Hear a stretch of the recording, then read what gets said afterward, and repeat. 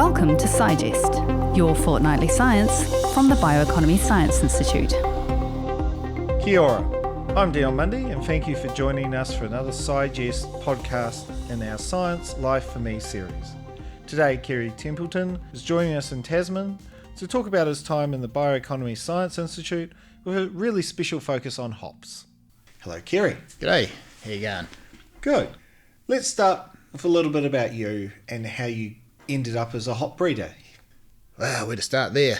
I was working up in Mount Albert at 2017, been there a couple of years, and saw this job advertised as the hop breeder, and I was like, I love craft beer. I love hops and beer and hoppy beers, and thought, you know what, I'm going to chuck my name in the ring for this and see where this goes. And kind of genuinely surprised, happy, got the job. Been looking for a breeding job for a while and never expected the hop breeding job was going to come up.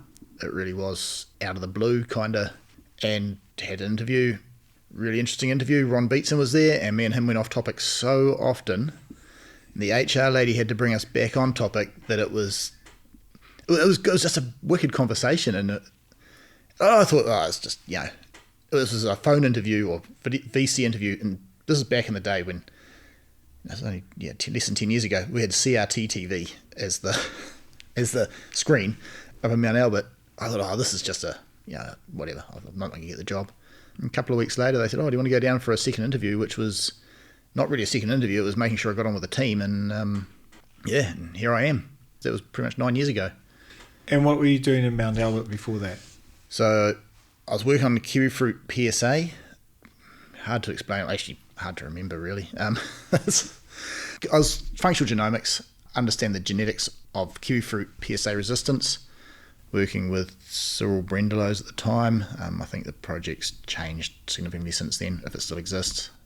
So PSA is Pseudomonas syringae actinidia. Yep. And it's a bacterial disease that was devastating the kiwi fruit industry at the time. Yeah. Still is an issue. They're still working on it. We were looking for genetic traits to understand how PSA interacted with the plant and what were the mechanisms that could be used to control it or to be more tolerant. Be more tolerant is probably the best way. Yeah, it's a good way to describe it. Yeah, as a plant pathologist, I'm always interested in how breeders can make our lives easier. Yep. By having tolerance, or in really good situations, resistance, and the rest of the time dealing with the genetics we have and trying to find out some other solutions. Yeah, and that's the thing. I tend to use the word resistance when really it's tolerance. Is a much better word for that. So with hops, are there any disease problems?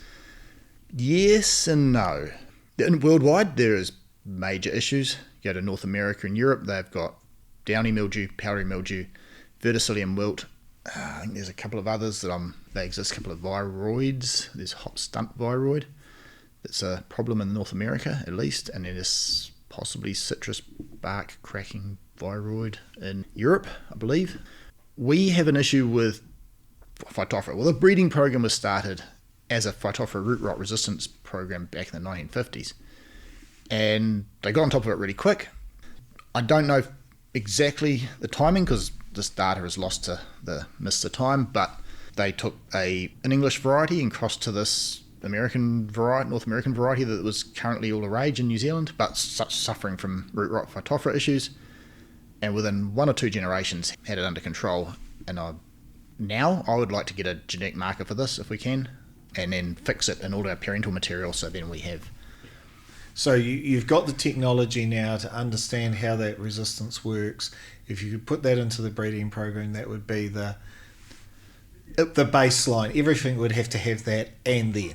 Yes, yeah. That would be non-negotiable that they have to be resistant to Phytophthora. There's possibly another disease or two that have effects in New Zealand, but they're not.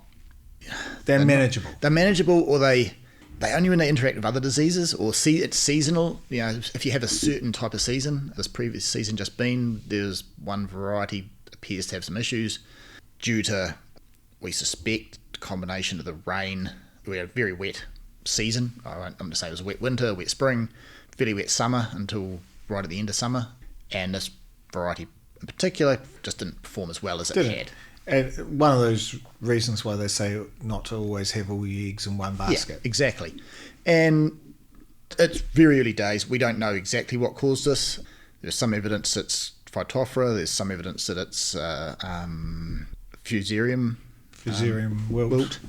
Could be a combination of both. So my suspicion is it's one of them gets in, weakens the plant, then the other one gets in. Sounds very much, they're the same diseases of grapes that I deal with, and many of the same problems. It's an abiotic stress and a disease, or multiple diseases all at once. Yep. And you have that 1 year where it all falls over and you go, Yeah. And that's something we're working through as a breeding program. Sort of become aware of it, and we're like, okay, we need to make sure we just have this in the background of our thinking with breeding.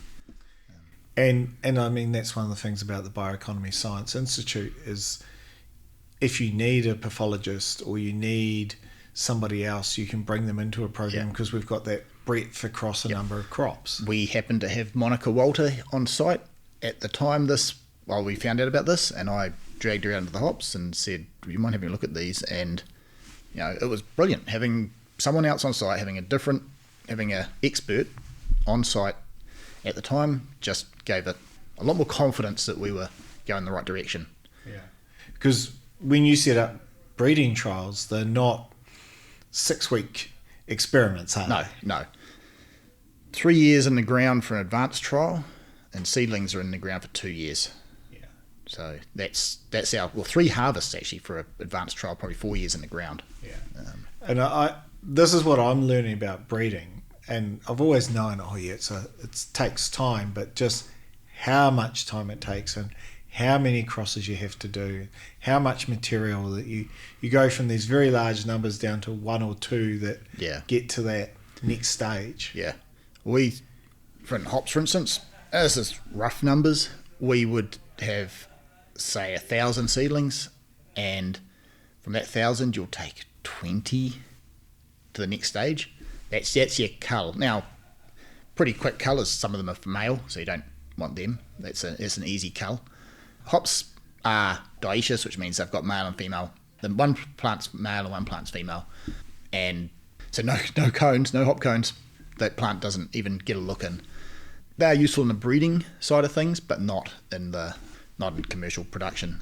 So we instantly kill effectively half of them, because half of them are going to be male. And then it's screening. We screen for year. I'll say it how I sort of tell this to anyone. The growers have to want to grow the hop, and the brewers have to want to buy it or brew with it. That is basically yield and flavour. They're the 2 key criteria. Now, everything else is a component of that. There are a bunch of components of that we look at, but as an overarching sort of 2 main criteria is yield has to yield at least enough to be commercially viable, and has to taste, I'm not going to say good anymore, it has to be amazing.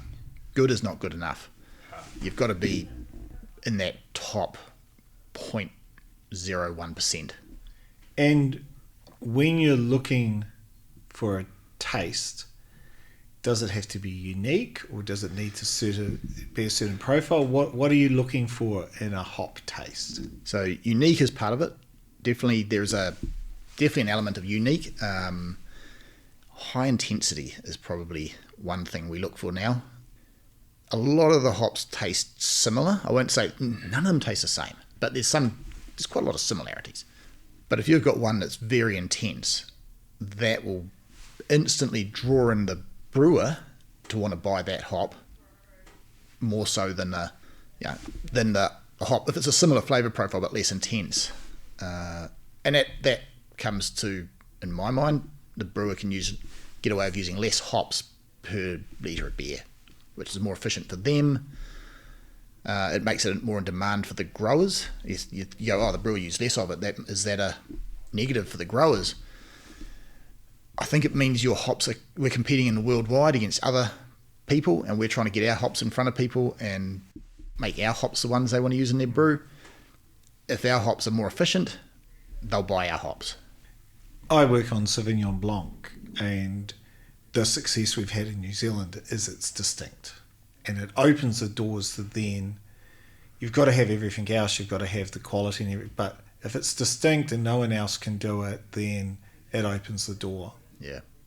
Yeah, and you hear people talk about this distinct New Zealandness about the hops, and I think it's probably because I'm in New Zealand and I don't see the other hops so much. Like, we don't see the US hops. It's something I want to do, is compare them with our hops a little bit. But yeah, you hear this discussion, New Zealand hops have this New Zealandness. And no one has been able to define it to me. Some brewers have described it as kind of diesel-y note, but other brewers don't. And some brewers really don't like the diesel note, and some do, and yeah. Sounds like winemakers. Yeah. I'm breeding hops, and then the growers can grow them in a way that gives us, there's a different flavour profile across your harvest window. There's a different flavour profile if you have less irrigation, more irrigation, your fertiliser regimes. There's so much can affect just that. It won't change, the hop will still taste like that variety, but it'll be different on a spectrum. You bring out the certain notes that they're looking for. Yeah.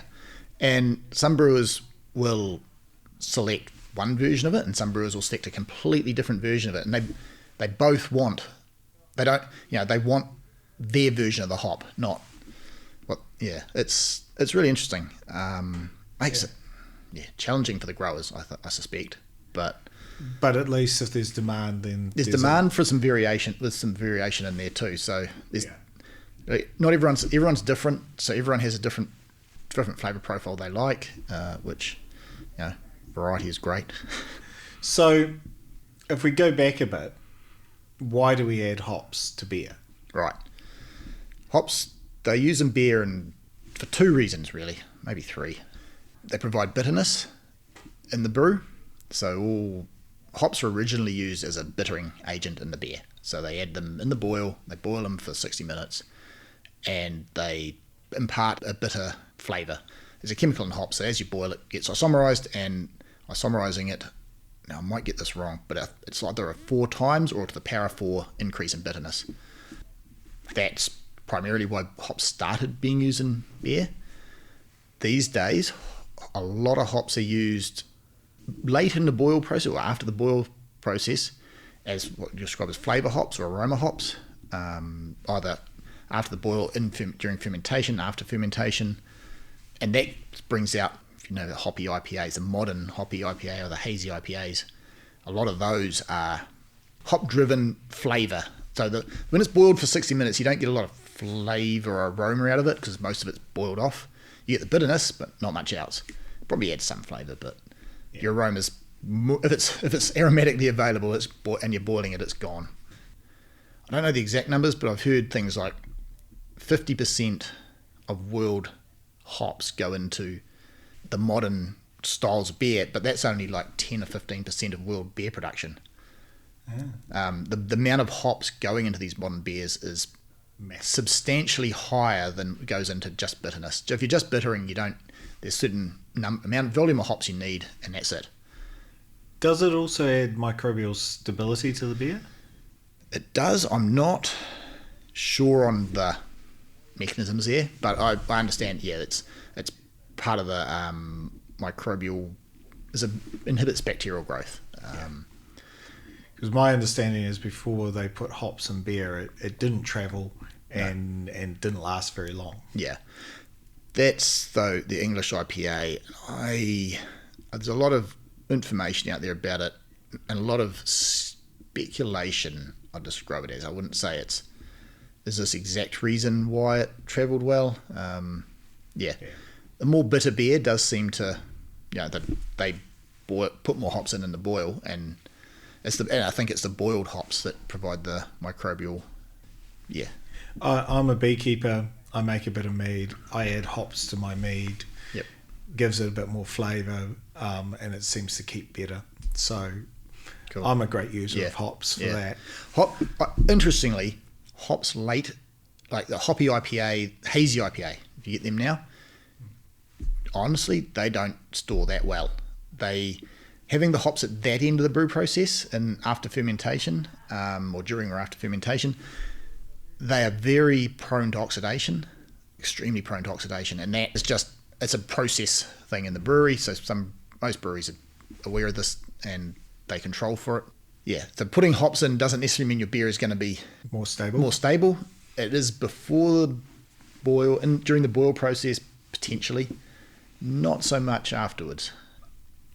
I've had a bit of exposure to the beer industry at various times and there is something very distinctive about walking into a brewery and smelling the hops. And in a brewery setting, it's different to walking into the orchard here and smelling the hops. Yeah. Are there other uses for hops other than beer? Well, there's two that I'm aware of commercially. There's people using them as sleep aids. That's for hundreds of years. In fact, probably before they were used as brewing, they were used as sleep aids. So a little sachet in your pillow or something like that? Something like that, a jar of them beside your bed. I'm not sure. I don't think they affect everybody the same. I'm aware that there were some people when we had sensory evaluations happening in the Mount Albert sensory team several years ago. Some people would doze off in the sensory booths. They were smelling hop cones, and some people would doze off, and just the hops were that powerful to them that they would doze off. Doesn't affect everyone the same. It doesn't seem to affect me at all. Probably luckily, you wouldn't be able to do this job if you keep falling asleep. So that's one area that hops are used for. The other one is weight loss through catalogue, which was a BSI invention, I believe. It's a satiety, basic work on the fact that they're bitter and bitter things tend to make you feel full and not want to eat more. Well, yeah, it says, you've eaten something that's not great, stop eating. Yeah, so that's another area that hops have been used for. There's research happening, although I don't know how much, into anti-cancer benefits. Hops have xanthomycin, I think, has been shown as a possible anti-cancer agent. Then there's the fact that hops are a cousin of cannabis. They have a lot of the same chemicals, don't have THC, don't have CBD, but they have all the terpenes are the same. And I've talked with cannabis growers and cannabis, people that medicinally prescribe cannabis, and they're like, oh, you use this cannabis that's high in geraniol for something and high in something else. I'm sitting there going, well, hops are really high in all these things, like very high. Why couldn't you just use hops for the same thing? You don't have the THC issue. I think there's work that could be done there. I don't know what the appetite is for this. Yeah. Right now, 99.9% of hops are used in brewing. Yeah, and I mean, plants produce a wonderful range of chemicals. A lot of them are normally to stop something eating them, seeing they can't run away. From what you were saying earlier, I imagine that part of the reason why New Zealand hops, other than the distinctive flavour, are in demand internationally is because we don't have all these pests and diseases, and so we're not having to put a whole lot of inputs into producing a clean crop. Yeah. In New Zealand, and I'm speaking for the commercial growers here, very rarely do they spray for anything. The only thing they might spray for would be two-spotted mite, and even that, if things go well, they can use predatory mite, so biological control, and you don't even have to spray for that. Depends on the growers and depends on the location. I've seen some farms where the mites are bad in one area but not another, and they know this, so they can target their predatory mite applications to control it. And that's always the nice thing with being with the Bioeconomy Science Institute is you can pull in those entomologists or those other people to help with the extension work if it's required, but the rest of the time as a breeder you just provide what the grower needs. Yeah. So, I mean, the predatory mite thing came out of the predecessor of the Bioeconomy Science Institute. We had a method to put them on, apply the predatory mites using a leaf blower and a quad bike.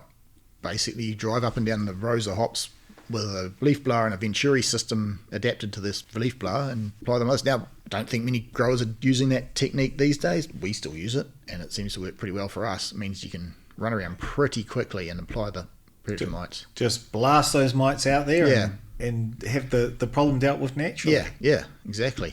It wasn't so much people knew about the predatory mites. It was the application process was the problem, I believe, back in the day. Yeah. Because if you've got a large hop garden that you're having to get the coverage of, and mites, my understanding is they don't move that quickly by themselves. No. So getting them out there. Yeah. So Tasman is the centre of hop growing in New Zealand, according to my information.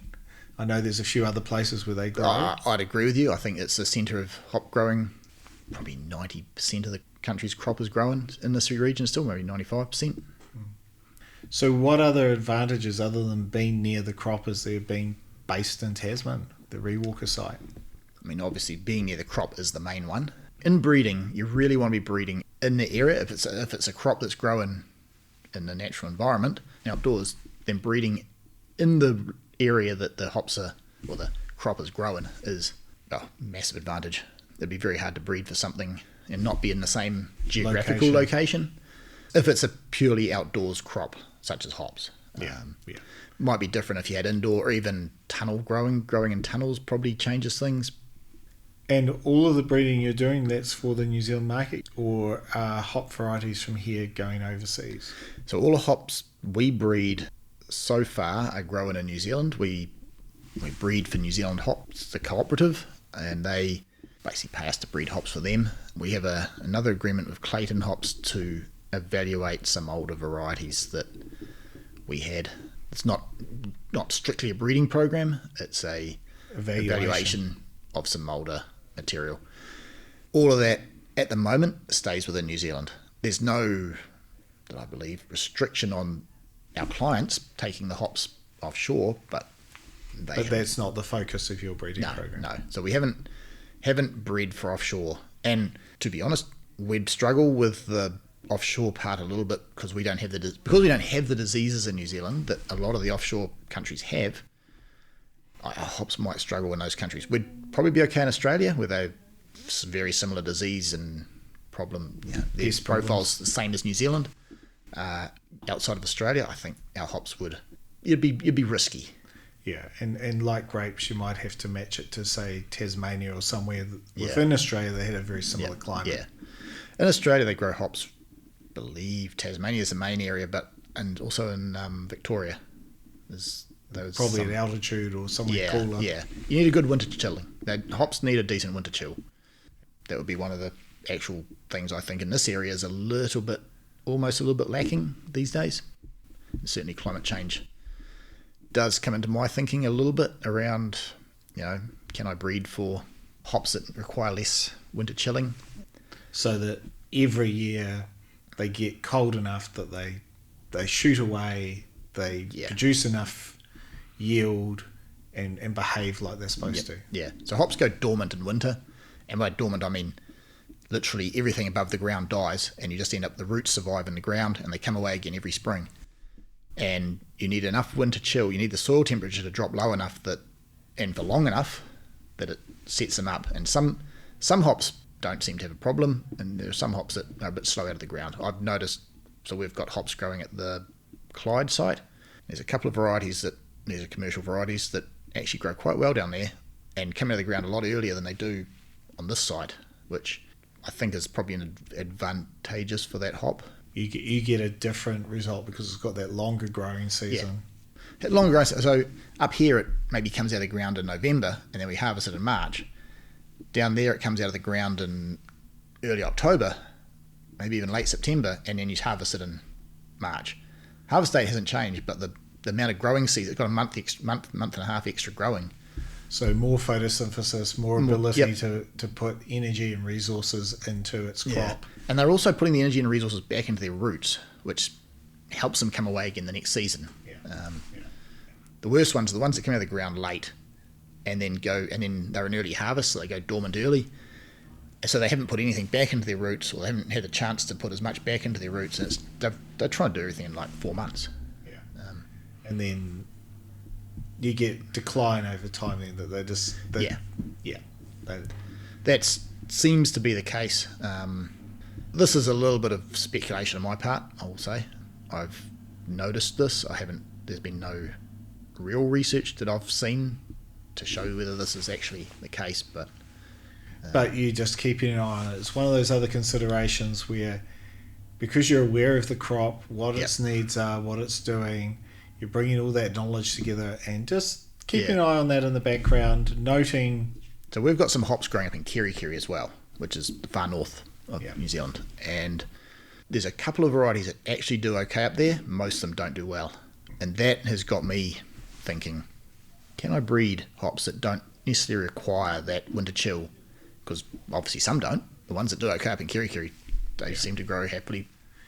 And they do everything the same. They go dormant. They come out of the ground, but they just. So, looking forward, you might want to include those to breed resilience into your hops for that season that isn't quite right, where you have a warm winter or something like that. Yeah, I mean, even since I've been here 9 years, and I think the winters are not as hard as they were when I first got here, which 9 years isn't a big sample size, but the amount of frost we got last winter was pretty minimal. We sort of got it all over about 2 weeks and that was it. We probably need 6 or 7 weeks of reasonable cold. I actually think this is one of the reasons hops are growing quite well up in Tapawera, because it's significantly colder. Tapawera is only 30 k's, 40 kilometres up the valley from here, but it's just inland far enough. You talk to growers there and they're like, oh yeah, we got -8, -9 frosts. We get -1, -2 frosts here. It's a different cold. Different cold. Yeah. And the soil will stay colder longer. Yeah. What about for yourself? Living in Tasman gives you an opportunity to do some things you wouldn't be able to do at Mount Albert?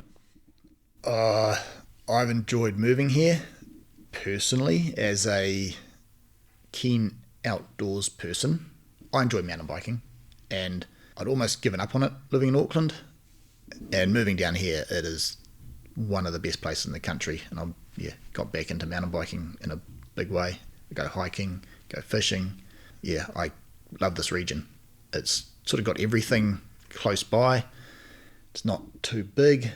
There's things I miss about Auckland for sure, and this is coming from someone who didn't grow up in Auckland. I grew up in a sheep and beef farm in the central North Island, but having in Auckland, the ethnic food, for a better term, you could go out and have diversity of food was amazing. Down here it's a little bit limited, but the lifestyle, everything else about the lifestyle here is brilliant.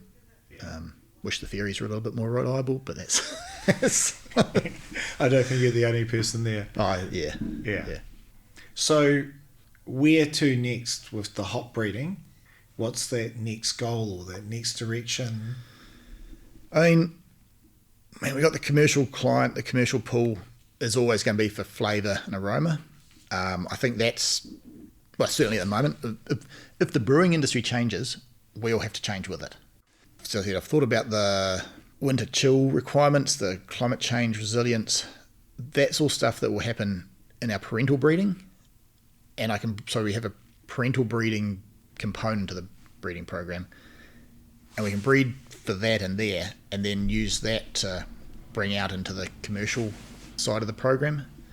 That there's a disease resistance for phytophthora resistance or tolerance resistance. And there's a couple of other little things. Getting some marker assisted breeding, make our breeding more efficient. I mean, at the moment, hops is I'd call it traditional breeding. It is not, we're not a big crop. Some of the other crops, they use markers for all sorts of genetic markers to identify traits, and that means you can be way more efficient in your breeding. But it's also very expensive to develop it in the first place. But the price is dropping due to technology increases, improvements and whatnot. I think we're pretty well close to being able to use this technology in hops soon.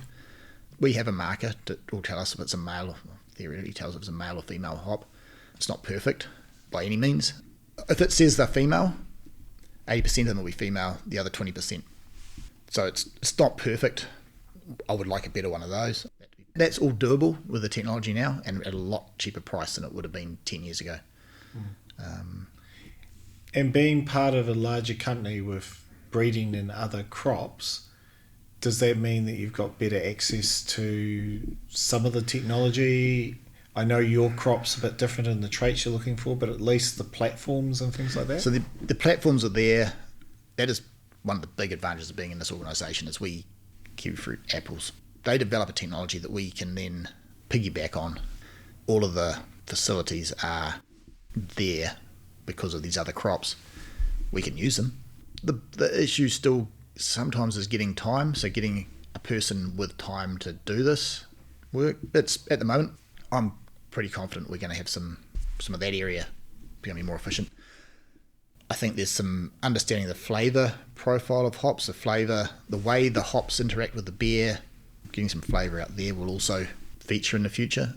It's already, so the hoppy IPA space has already been massive changes in what they breed for. It used to be all terpenes, now the thiols are the big thing. The different thiols. Oh, thiol no, all precursors. about thiols with grapes. Yeah. So that's the next big area it's been big for 5 years now, 5-10 years. It's just, we need to get a handle on actually can we understand the genetics of these things and then breed for higher levels of them. And it's not even higher levels, it's actually the right combination of all these different flavour compounds, because some of them do taste like, I shouldn't use that word. Interesting, distinctive characteristics. Yeah, that's a nice way to put it. Some of them aren't nice on their own or in the wrong combination. Wrong ratio. Yeah. So is there a distinctive hop profile for, say, low alcohol beer? Not that I'm aware of, or not that we've looked into. That's probably the best way to put that. I've found the higher intensity hops tend to come out more in a lower alcohol beer too. One of the problems with low alcohol beers is they don't have alcohol, and alcohol is one of the things that helps drive the hop flavour. So the hop flavours are soluble in, not very soluble in water. A little bit of ethanol helps solubilise them. That is the challenge. I haven't yet had a zero alcohol IPA that I'd say is on par with a normal 6 or 7% IPA. So maybe some opportunity there if that continues to be a trend. If that area keeps increasing, at the moment I think it's the fastest growing area of beer, the 0% beers, but it's still a very small percentage of the overall market.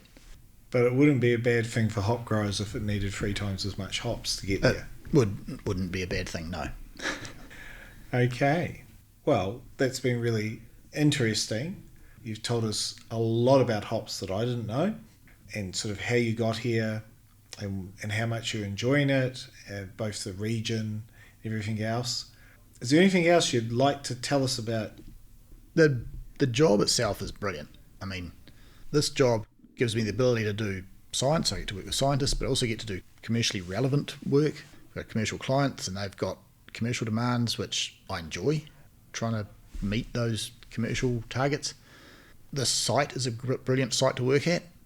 It's not too big and it's not too small, if that makes sense. Like since I've been working here, it's gone from about 30 staff to, I think the other day someone told me we were nearly 70 staff.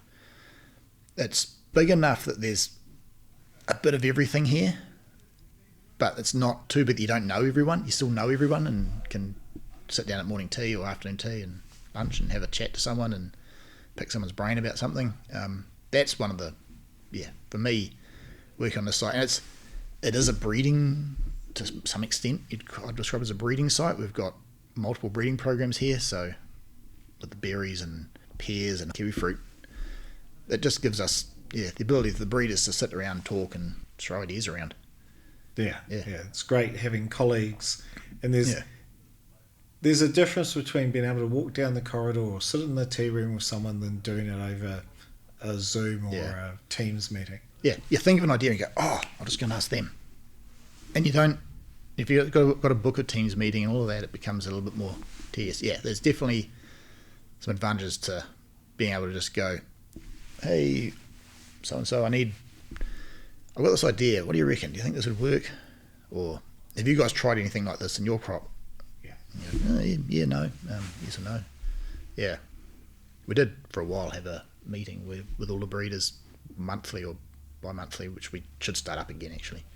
Now that harvest is over and life's just a little bit less hectic. Harvest is pretty hectic in hops. That is true. Well, it's hectic for all crops. I shouldn't say it. But hops tend to be a bit stickier. Yeah, harvest is a sprint, whereas some of the other crops are like a marathon. They're a different beast. Yeah. Well, thank you very much, Kerry, and thank you out there, our listeners. Please check out our Sigest pages for extra links on the topics covered and see our full catalogue of podcasts. Please subscribe or follow our channel on your favourite podcast provider and help us grow the channel by giving us feedback and telling us a little bit more about what you like and what you'd like to see more of. See you later. Look forward to catching up with you again very soon. Thank you.